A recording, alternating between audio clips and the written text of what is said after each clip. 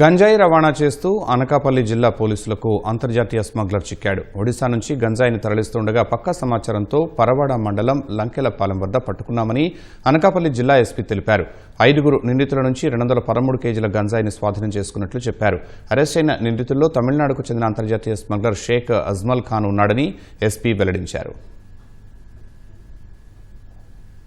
213 kgs of ganja మనకి Swift Dzire కార్లోనే దొరికింది.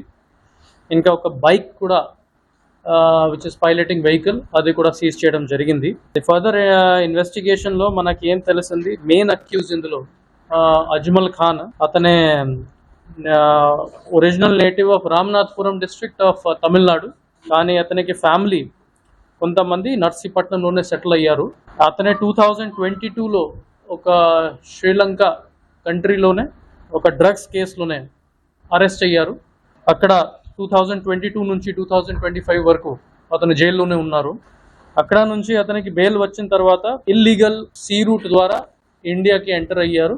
ఈ కన్స్పైర్ చేసేసి ఈ గాంజాయి కేసులోనే ఇన్వాల్వ్ అయ్యారు. అదర్ రెహమాన్తో పాటు నర్సీపట్నం నుంచి కొన్ని కాంటాక్ట్స్ గ్యాదర్ చేసేసి ఫ్రమ్ ఒడిశా శ్యామ్ జనాభా ఏరియా నుంచి ఒడిశాకి కాంటాక్ట్ అయ్యి అక్కడ నుంచి గాంజాయి ప్రొక్యూర్ చేశారు.